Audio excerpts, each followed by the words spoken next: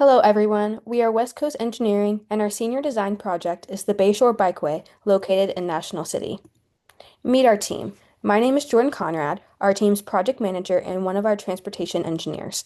Gabriel is our team's water resources engineer. Scarlett is another one of our transportation engineers, and Aaron is our team's geotechnical engineer. The Bayshore Bikeway project is a planned 24-mile-long bike path that travels around San Diego Bay. Currently, there are only 18 miles built out for this project. There is also an existing 415-foot-long retaining wall located in the area of our proposed Class 1 corridor. For our project, we are proposing on adding a Class 1 bike path along Marina Way, Class 2 bike lanes along the streets up until Harbor Drive, and a new 340-foot retaining wall in place of the existing one. For construction staging, our goal was to support an efficient build while minimizing impacts to the surrounding area. We identified a vacant lot located close to the project site that is ideal for equipment staging, material storage, and contractor access. Using this nearby location reduces equipment travel distances, limits disruption throughout the bikeway extension, and helps maintain a safe and organized construction zone. Overall, this staging approach supports efficient construction sequencing while keeping impacts to the public and surrounding businesses to a minimum.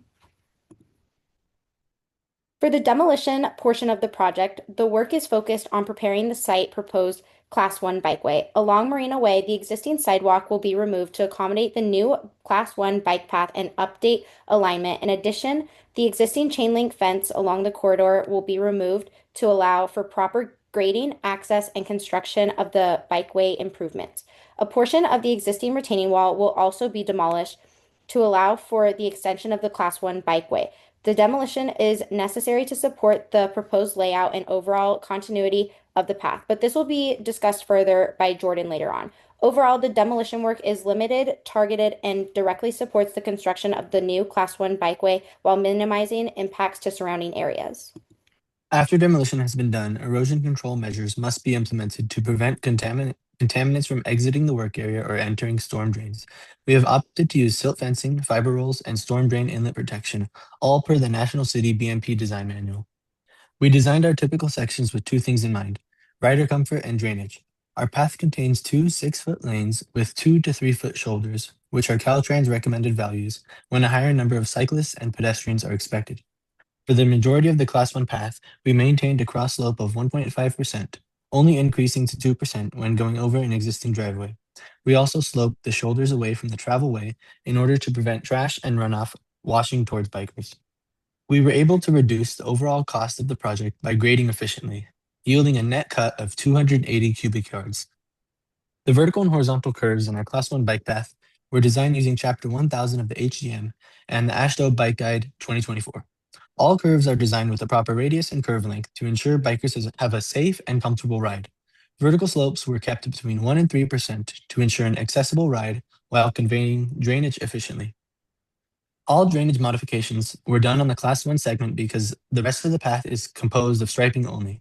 We designed the drainage on our path to tie into the existing facilities. However, we opted to remove the existing curb inlets and replace them with flush grates, which catch runoff from the adjacent street and our bike path. Water will drain from our path into the proposed ditch, ultimately leading to the newly installed inlets. Based off of our proposed design, we need to demolish and install a new cantilever retaining wall. Our new wall is proposed to be 340 feet long and is going to be cast in place. For the structural reinforcement, we determined that number 4 steel rebars would be best suited for our horizontal and vertical reinforcement. We used the Highway Design Manual and ACI 318 as support for our design. For our signage plans, we mainly added warning signs along the Class 1 bike path, notifying neighboring cars that bicycles and pedestrians are using this path.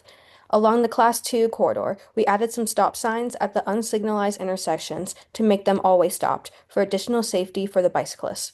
Near the intersection of Cleveland Avenue and McKinley Avenue, we added retroreflective rapid flashing beacons for additional warnings for notifying incoming vehicles that bicycles are crossing the street. We used the CA-MUTCD standards as support for our design. At the southern end of the segment, the new pathway ties into the existing Class 1 bike path along Marina Way.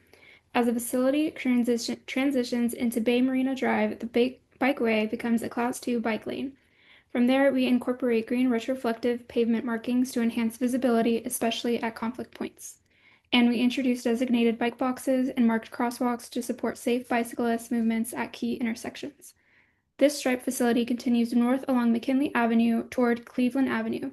At Civic Center Drive, the Class 2 lane transitions back into a Class 1 shared bike path, providing a protected connection that ties directly into the existing Class 1 bikeway network. All striping, markings, and signage elements follow California MUTCD requirements and Caltrans standards to ensure consistency, safety, and compliance across the corridor. For the construction of the new Class 1 bike path along Marina Way, our traffic control plans were developed in full compliance with San Diego Regional Standard drawings. To maintain safe and efficient traffic flow, we divided the work into 3 phases. In Phase 1, both travel lanes on Marina Way remain open while on-street parking is closed, and the shoulder is temporarily taken out of service to provide space for construction activity. In Phases 2 and 3, the roadway narrows as work progresses, so a flagger is required to safely alternate traffic in each direction. This approach minimizes delays, protects workers, and ensures that motorists, cyclists, and pedestrians can continue moving through the area throughout construction. For the hydrology portion of the project, our analysis focuses on the Class 1 bikeway since this is where new pavement, refined grading, and drainage elements are introduced. The Class 2 bikeway segment involves restriping the existing roadway only with no physical changes to pavement, grading, or drainage infrastructure. Because of this, hydrologic impacts in the Class 2 segment are negligible. Runoff behavior remains unchanged and all drainage continues to be city maintained. For a design standpoint, our goal was to confirm that the proposed Class 1 improvements could safely convey stormwater during the 10-year, 50-year, and 100-year storm events without creating adverse impacts to surrounding infrastructure. The final design shows that peak runoff increases are minor and predictable, with stormwater continuing to discharge into existing city drainage locations. The hydrologic analysis was completed using the rational method in accordance with San Diego County standards. Runoff coefficients were selected based on general industrial land use and hydrologic soil type D.